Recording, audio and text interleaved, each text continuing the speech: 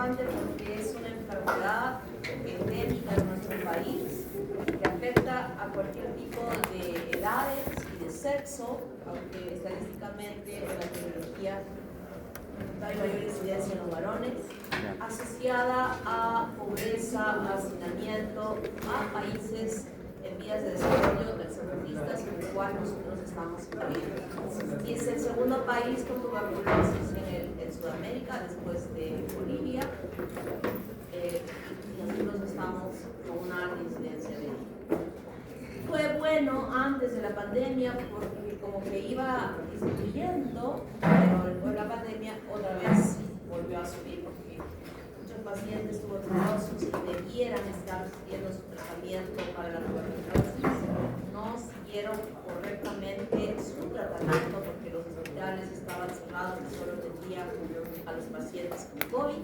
Entonces fue un desorden en la secuencia de su tratamiento, no accedieron a ella y esto tuvo consecuencias importantes en que las tasas volvieron a elevarse.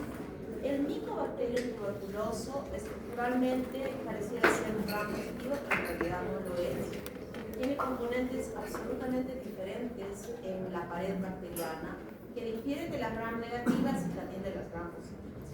La membrana citoplasmática es común a todas las bacterias y sobre ella, parecida a las negativas, tiene estas capitas delgadas de peptidoglicano y sobre ella una secuencia de componentes especiales como el arabino-galactano, que incluye a la parte de galactano y el arabino por aquí encima, los ácidos micólicos y encima una cápsula, pero como una estructura que integra la pared tanto superficialmente como de la membrana externa hacia estas capas está el hiporabino manano, que es muy importante, y cada uno de estos componentes, incluido esta capita de sulfáticos que están aquí, con los ácidos micólicos que se encuentran aquí, tienen acciones sumamente específicas de daño en el huésped.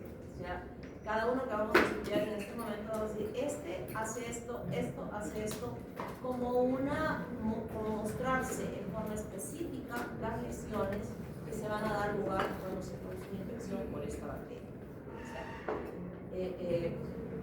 diríamos que en esta bacteria los componentes estructurales que tiene en la pared bacteriana tienen un comportamiento especial en la patogenia que desarrolla esta bacteria. Usamos la coloración de Sil-Nielsen, que lo hemos hecho durante esta semana en prácticas, cómo se hace esa coloración. Era importante hacerla porque pudiese ser que en el centro de salud ustedes van a hacer su serums, exista microscopio y existan estos colorantes, sabiendo que este microorganismo está relacionado a muchas patologías en nuestra población. Y en ella y con ella podemos diferenciar a esta bacteria, que son rojos, bacilos rojos, en un fondo azul por la coloración de azul de metileno que le empleamos como colorante de contraste para esta coloración. Además, la bacteria morfológicamente, si hacemos un cultivo o una muestra de Sil-Nielsen, una coloración de Sil-Nielsen en una muestra de un cultivo, van a ser chiquitas, cocoides. Pero nosotros no hemos visto cocoides en las láminas que hemos tenido en la práctica, sino son filamentos, son bacilos, que es lo que nosotros observamos cuando estamos haciendo una muestra, el estudio de una muestra biológica. Cocoide de cultivo, pero cuando vemos la muestra del paciente, del esputo del paciente, los vemos como filamentos.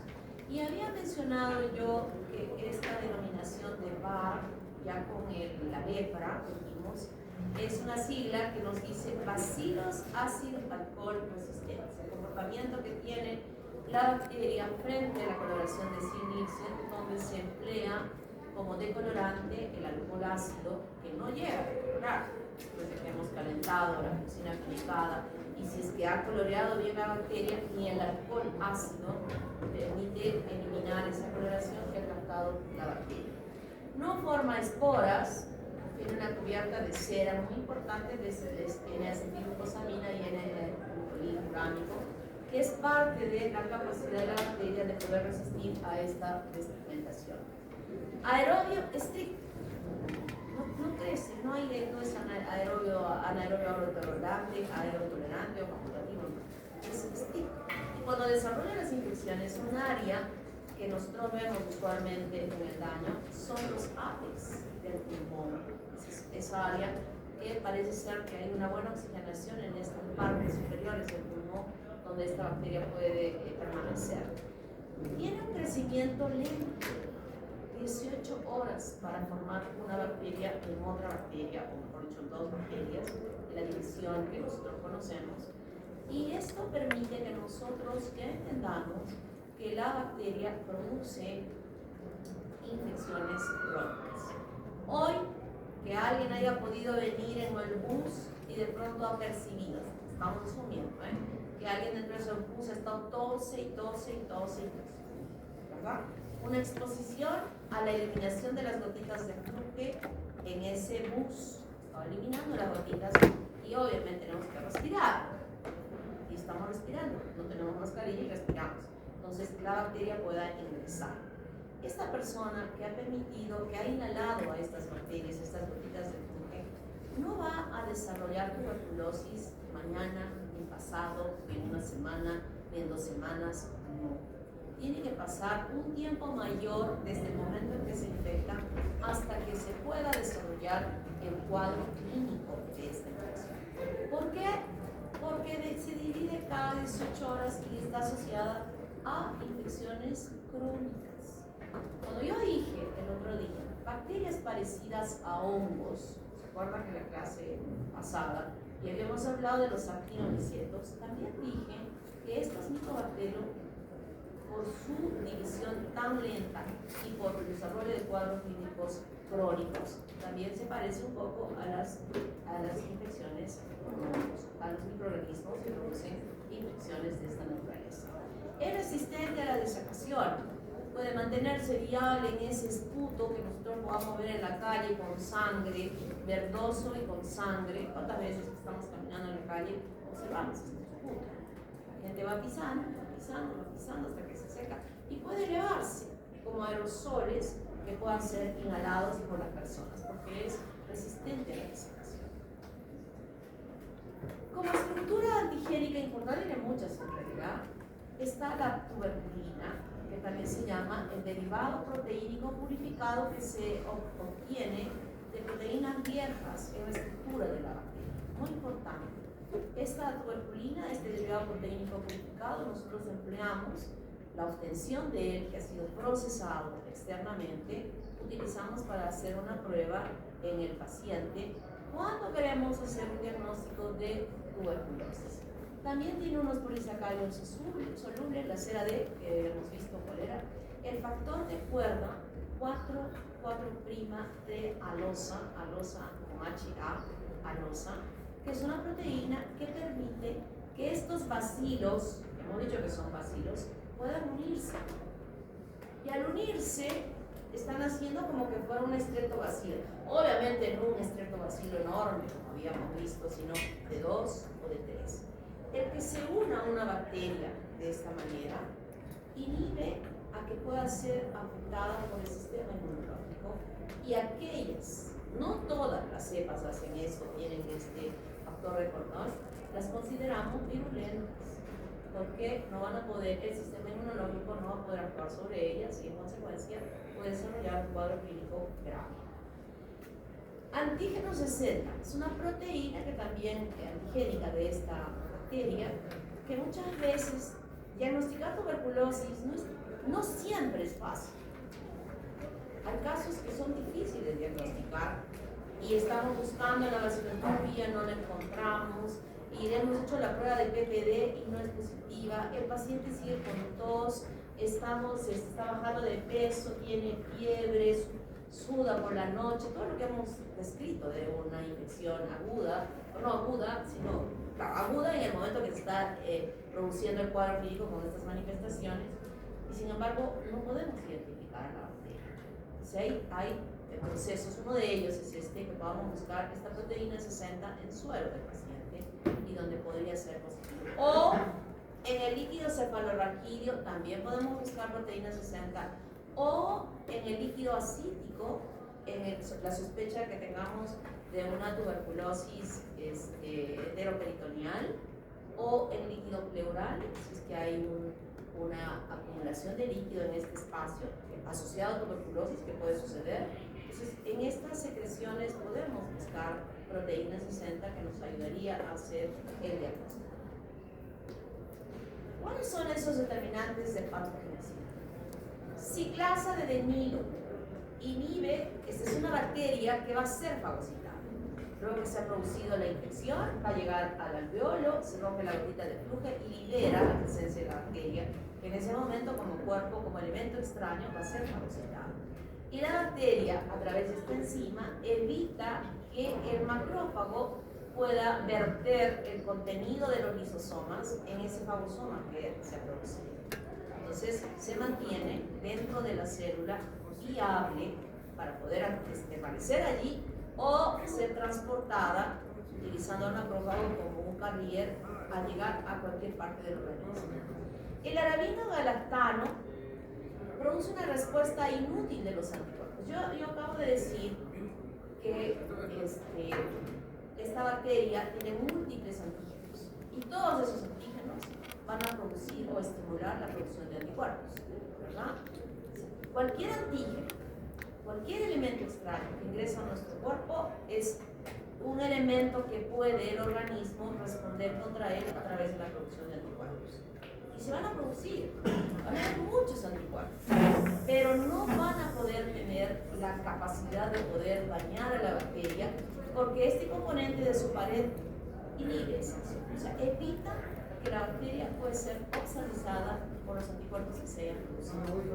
No hay forma. El lipoarabino banano igualmente provoca una respuesta inútil de los anticuerpos contra él.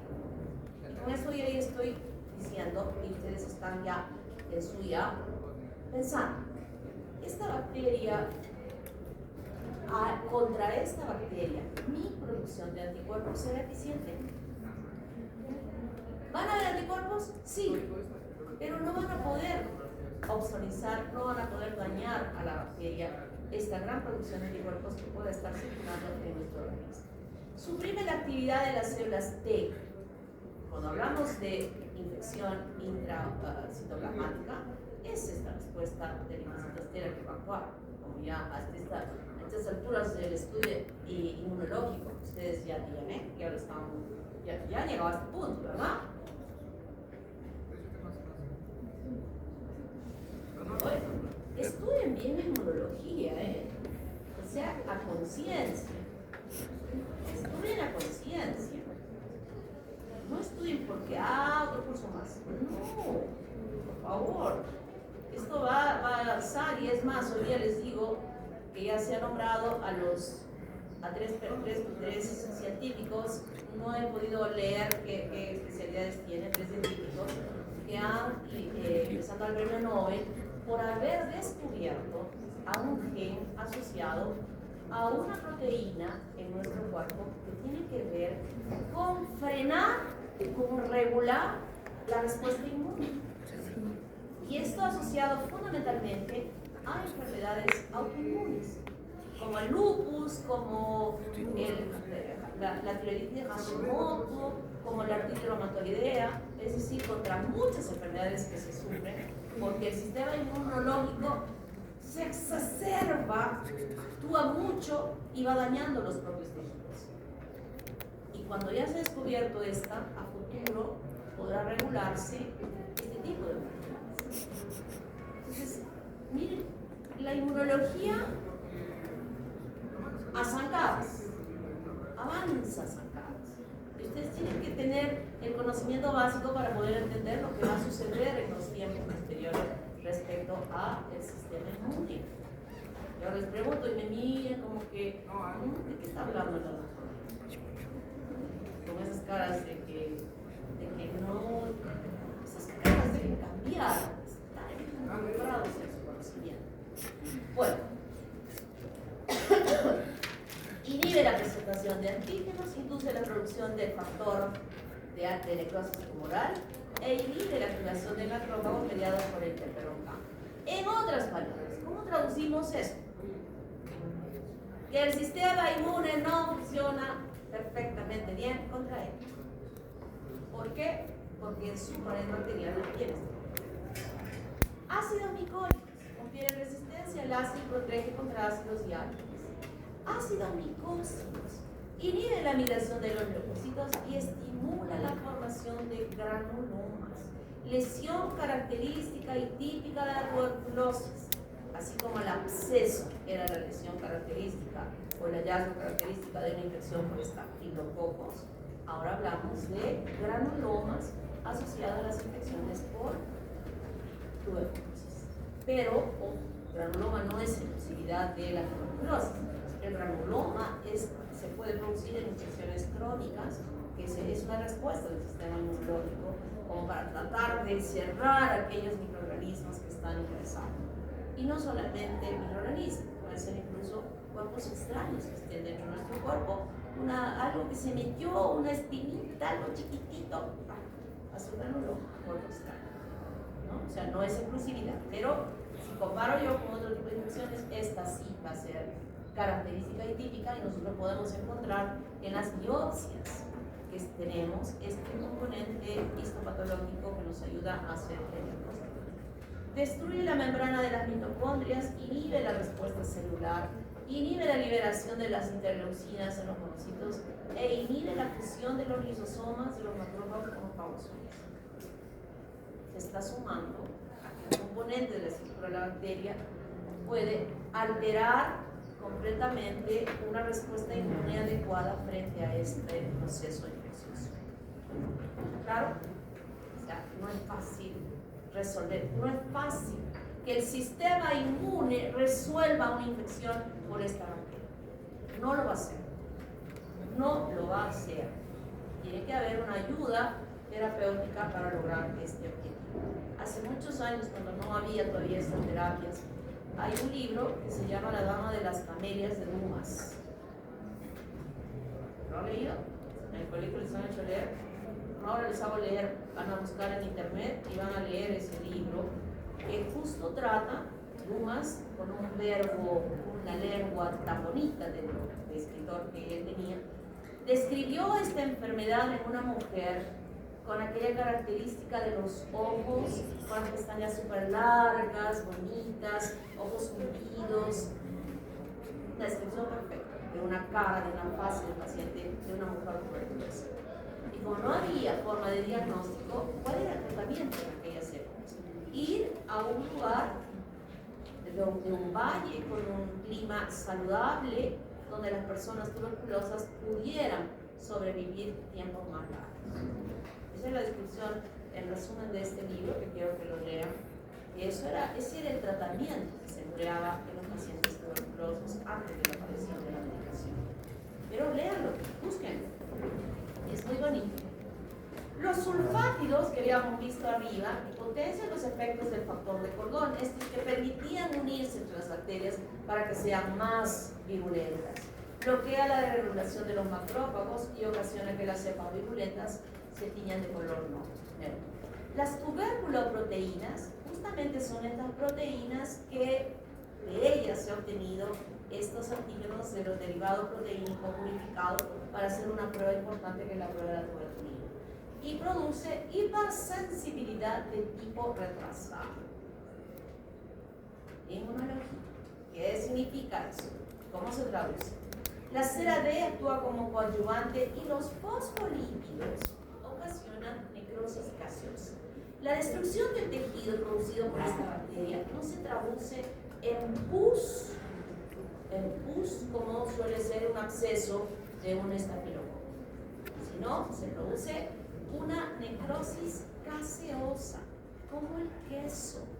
Yo puedo sacar un ganglio de un paciente que viene a la consulta con esta tumoración, estipamos el ganglio y cuando cortamos el ganglio y lo abrimos por la mitad, vamos a ver que en vez de que salga una secreción purulenta, sale una secreción como el queso fresco, este queso que habíamos hablado que tiene esta ruedita de material especial, ¿se acuerdan? Entonces, bueno, nosotros ese queso ni siquiera necesitamos cortarlo porque solo hacemos así y el quesito se degranula. Exactamente igual es esta necrosis caseiforme que se produce en la infección por la tuberculosis y es característica y es típica.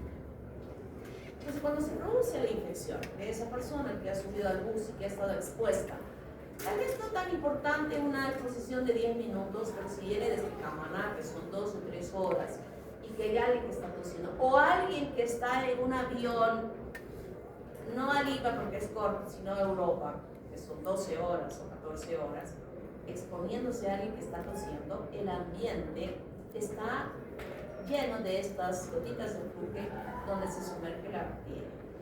O que sea una persona que está infectada y que en su casa tose y tose y tose y tose y tose y está llenando el ambiente de estas gotitas de fluke. La persona expuesta inhala las gotitas de fluke, ingresan hasta el alveolo y en el alveolo la gotita hace así, revienta y deja en la superficie del alveolo a estas bacterias. Dependerá de cuántas bacterias ha dejado, ¿verdad?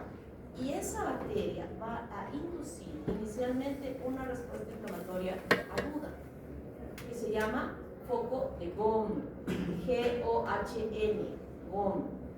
Y como respuesta a esta inflamación aguda, los ganglios iliares también se van a infartar, van a crecer como una ayuda, ya sabemos cómo funcionan los ganglios.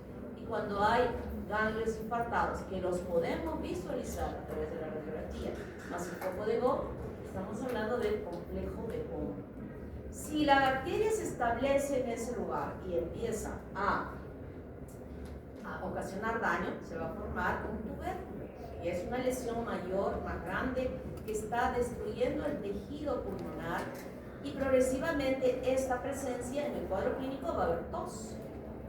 Y con la tos, acompañando la tos seca de un inicio y progresivamente se hace productiva, o sea, al pus. Si el daño es mayor y los capilares que están subyacentes a los alveolos se rompen, puede haber estrías sanguinolentas. Y hablamos de esputo hemotoico.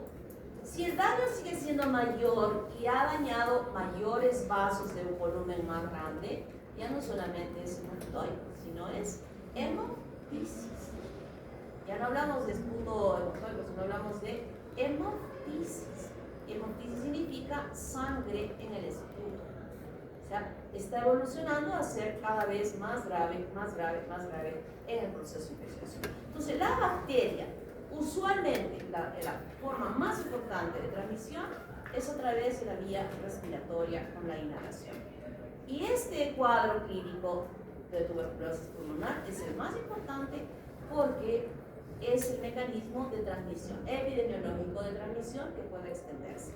Las otras tuberculosis, a partir de este foco, donde ha sido fagocitada la bacteria en un macrófago, va a viajar a través de la sangre a otros lugares del organismo, con toda libertad de poder, donde sea depositado, ocasionar una enfermedad.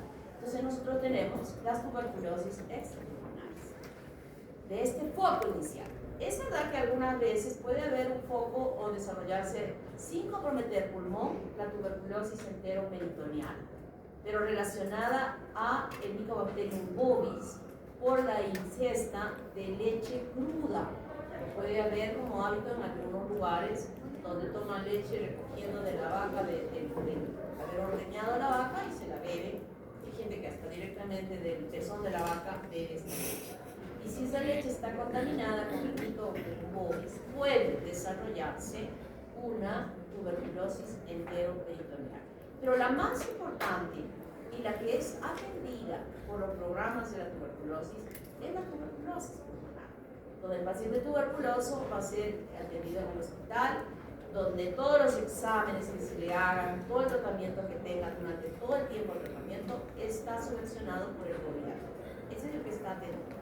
Y donde tenemos que sustentar la positividad en la vaciloscopía o en el PCR o una prueba que nos diga si tiene la bacteria para que tenga acceso a esta ayuda que tiene el gobierno en el programa de la tuberculosis.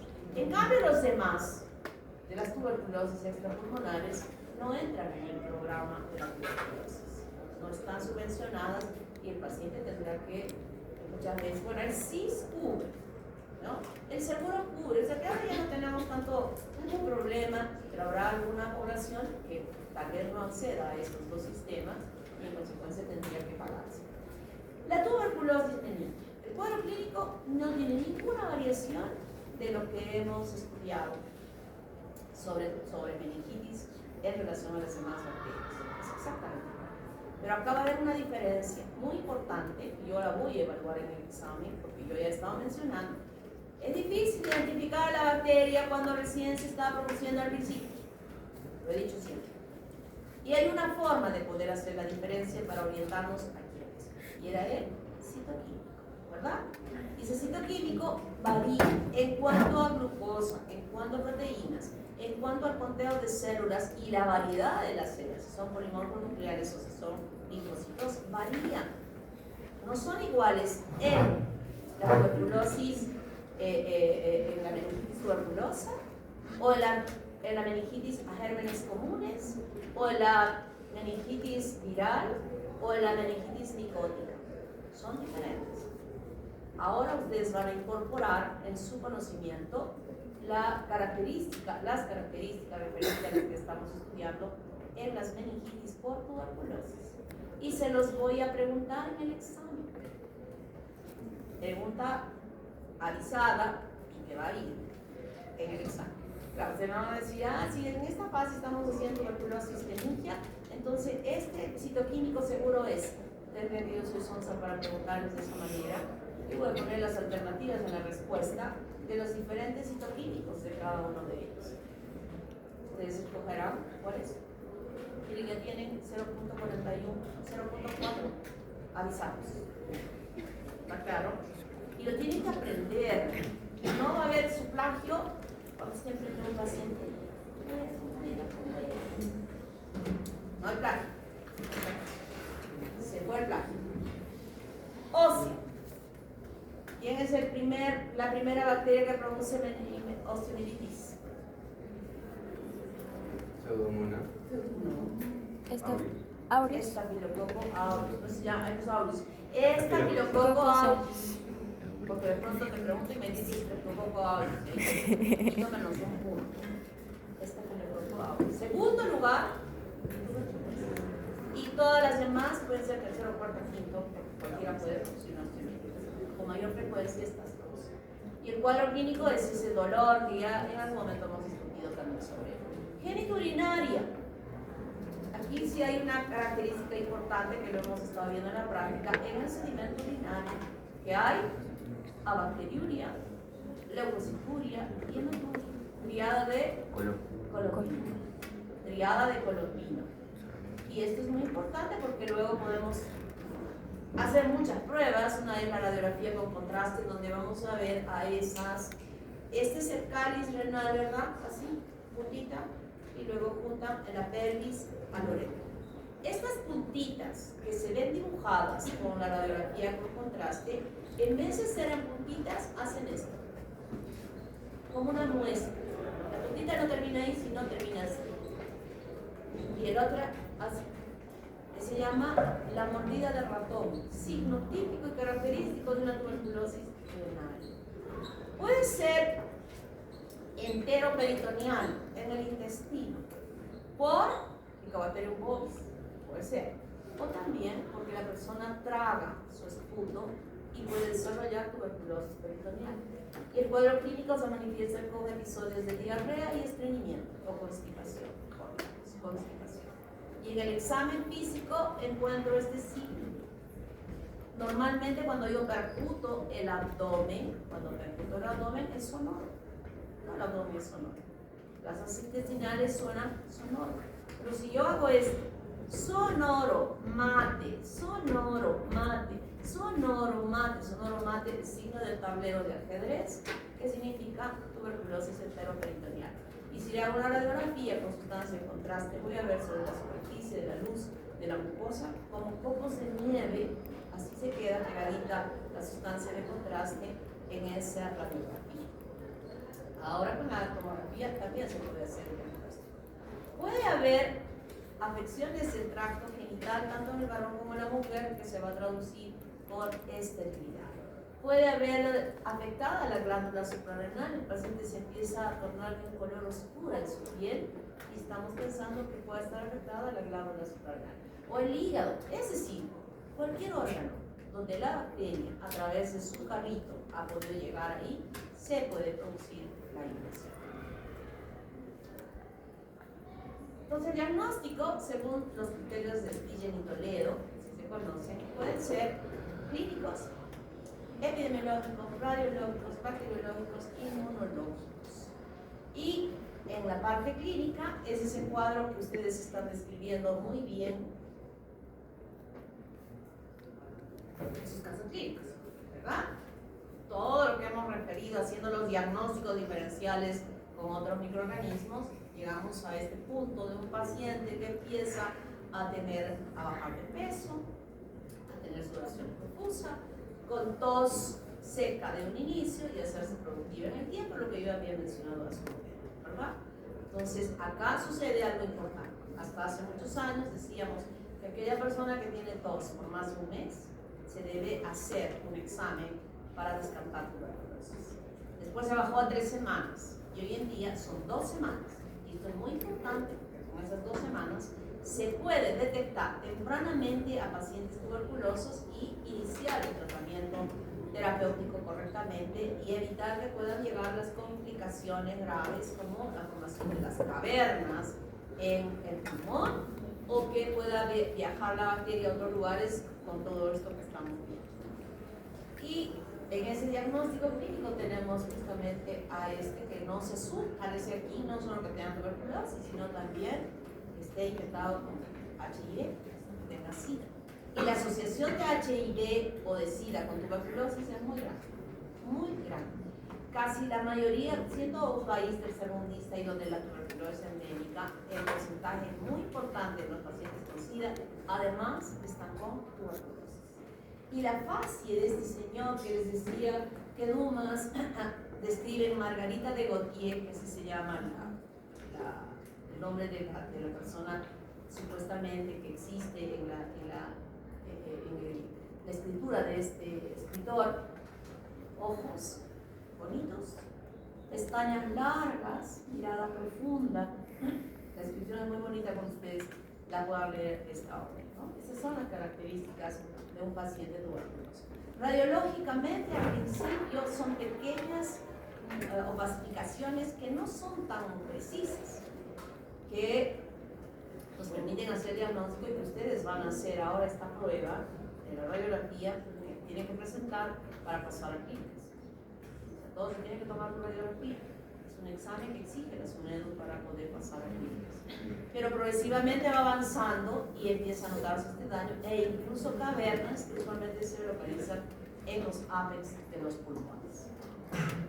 Bacteriológicamente nos interesa reconocer si está presente la bacteria a través de una prueba común de la baciloscopia, ¿no? Pedimos al paciente que nos traiga la muestra seriada durante 3 días del primer esputo que expectore, o sea, no va a expectorar, va a dormir toda la noche, seguro va a toser, pero lo primero que pueda sacar desde la parte de los bronquios, la tráquea, y escupir en un depósito de boca ancha que no le vamos a alcanzar en el laboratorio, esa muestra la vamos a llevar durante 3 días para investigar si está presente o no está presente la bacteria en esa muestra. Ese es el primer diagnóstico que hacemos a esta persona que está tosiendo ya 2 semanas y que tiene una tos productiva. Hacer este examen. Y le vamos a pedir también la radiografía y de esa manera podemos hacer un diagnóstico más temprano. Y coloreamos con la coloración de azul de metileno que estamos viendo en la práctica o la de Quinjú. La de Quinjú solo nos muestra la bacteria, pero la de azul de metileno podemos ver además las células, los leucocitos o las células epiteliales u otras bacterias que pudieran estar en esa muestra y que nosotros a través de este colorante de contraste que es el azul de metileno podemos visualizar. Pero ¿qué es lo que nos importa? Observar estos bacilos rojitos que no han podido ser decolorados por el alcohol ácido que hemos empleado en la técnica de la coloración.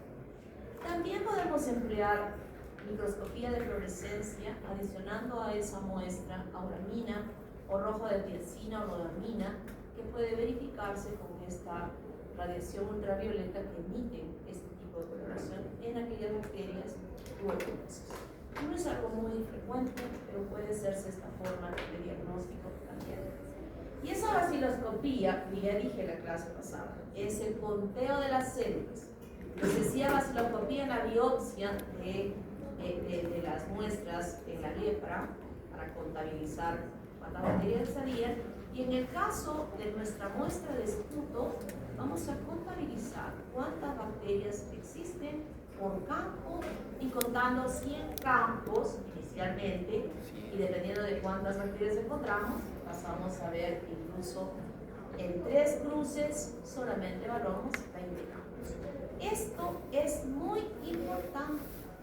Hacer la vaciloscopía es muy importante. Claro, habrán algunas situaciones como ya mencioné, por ejemplo en esta persona que tiene tos por más de 2 semanas y que la vaciloscopía sea negativa, ¿no? Puede ser que sea negativa. Habrá otras pruebas, si estoy sospechando, porque generalmente cuando uno tiene bronquitis asociada a otro tipo de bacterias, baja de peso. Ya quisiéramos, ¿no?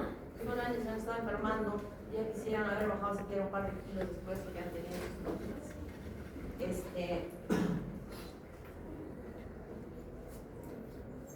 Un segundito.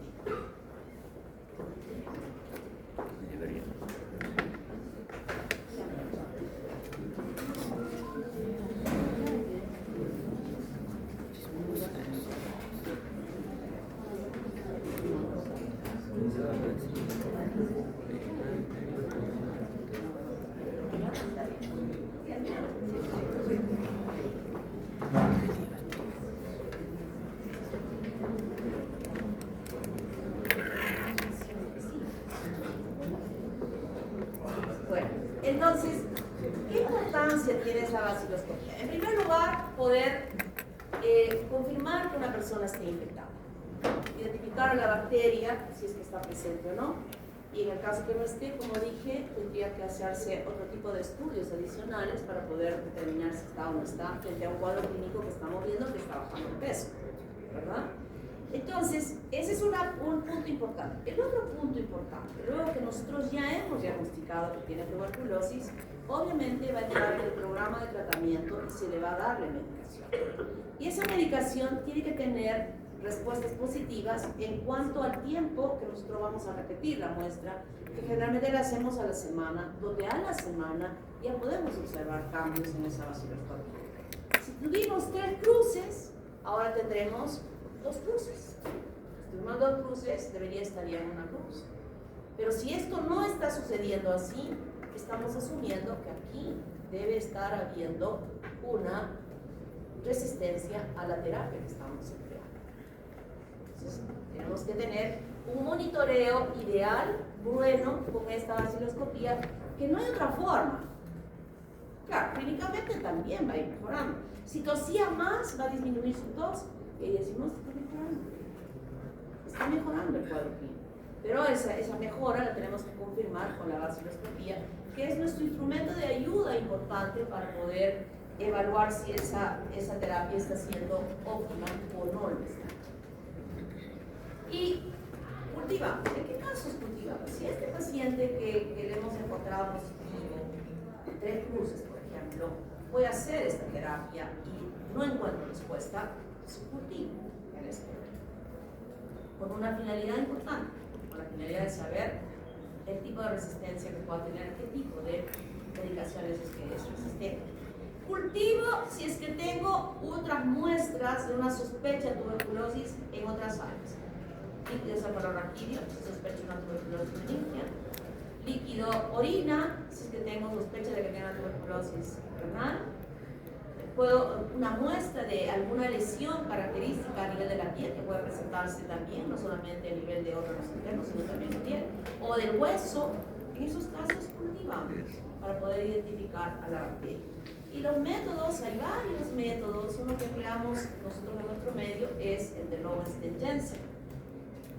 El de Lowenstein-Jensen Tiene además de los nutrientes el verde malaquita, que es un antimicrobiano que evita que en aquella muela, sobre todo la de esputo, que sale por esta boca, con 800.000 bacterias que hemos visto, que pueden estar tal vez en un mayor número incluso de la que está saliendo desde el pulmón, pueda inhibir el crecimiento de la bacteria real en el medio. Entonces, para matar a todas esas bacterias y solamente desarrollen las de la tuberculosis, se agrega este verde malaquita. Y es una bacteria que se divide cada 18 horas. En consecuencia, el cultivo durará tiempos largos. No es un cultivo como el que hemos conocido nosotros, que sembrábamos hoy día y mañana ya habíamos visto la colonia. Aquí se demora tiempos mayores. Este puede demorar un poco menos y hay otros sistemas también de cultivos. En la práctica les hemos mostrado estos medios, el medio de Lobo Jensen, y donde las colonias crecen de esta manera en el medio. Otra forma de diagnóstico en relación a la parte inmunológica es la prueba de la tuberculosis. Esta que también se van a hacer ustedes para poder ingresar a la parte clínica. Y aquí tenemos 5 unidades de tuberculina o de PPD, que también se llama Mantux. Son 3 nombres: Mantux, tuberculina y PPD. Es lo mismo. Y se aplican 5. ¿Quién está mirando el celular a Gracia? Así está, como cuando quieren ver la prueba del otro. Como más sus ojos salen de la órbita. Esta aplicación se evalúa, se hace académicamente en el antebrazo, luego que hemos aplicado las 5 unidades, hacemos un circuito alrededor de él, o en este caso estas rayas que le han puesto, y se mide el diámetro de la pápula. Esto no es normal, es una hiperrespuesta que se ha dado en este caso. No es normal, o sea, no vamos a esperar que se formen estas ampollas ahí, no. Simplemente es una pápula que se delimita entre los 2 dedos y voy a medir con milímetros para decir cuánto mide. En nuestro medio, país tercermundista, donde la tuberculosis es endémica, la positividad es mayor o igual a 10 milímetros que mide ese límite. Eso es positivo. Ustedes se van a hacer esta prueba para ir a clínicas. Todos van a tener 0 o 1 o 2 o 3 o 4 o 5 negativos. Pero cuando salgan, después de haber hecho el internado, ustedes van a tener más de 10 o más positivos. ¿Qué significa esto? Por favor. La positividad del PPD no significa que estén con la enfermedad. Significa que tienen bacterias vivas viables que en cualquier momento podría desarrollar una enfermedad. Eso significa. Eso significa. O sea, que cuando se haga la prueba y terminada el internado, más adelante,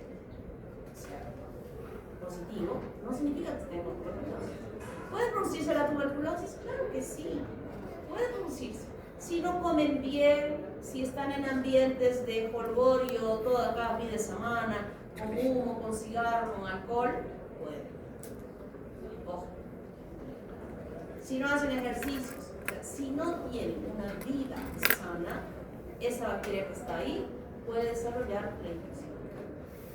Entonces van a estar infectados, deben estar recontra infectados. Me acuerdo una vez hice una necropsia de un paciente tuberculoso que tenía una tremenda caverna en el pulmón y la caverna estaba pasada como por estos, cuando vemos estos desagües, unos tubos de desagüe en algunos lugares que se ven así pasaba un vaso importante. Tremenda caverna de este paciente. Esta exposición a la tuberculosis, yo estoy recontra, pero estoy bien alimentadita, no trasnocho, no hago vida terrible, espero que nunca se peore. Cuando me da un cáncer en el futuro, que Dios quiera que no madera, no hay madera, no hay madera. El que pueda ver el sistema inmune caiga, sí, porque sí, yo sé que estoy infectada. Y ustedes lo van a estar, es que no se ríen de mí porque van a estar después de que termine el infecto. Positivo, 10 minutos. Diagnóstico anatomopatológico, la formación de los granulomas. El granuloma es una estructura rodeada, aislada, independiente, que se ve en el estudio anatomopatológico como aquellos folículos linfoides que ustedes vieron en diversos lugares de tejido cuando se necesita. No estoy hablando de ganglios linfáticos, estoy hablando de folículos linfoides. En aquellos folículos de las placas de Peyer's, ¿se acuerdan? Que circunscrita con un rodete de linfocitos y más internamente unas células epitelioides que son macrófagos que han alcanzado un tamaño, y en la parte central células gigantes de lámparas. Ese es un carcinoma típico de tuberculosis. Y hoy en día se ha avanzado más en el diagnóstico más rápido y se hace, por ejemplo, el diagnóstico molecular que ustedes también lo están describiendo en el caso aquí.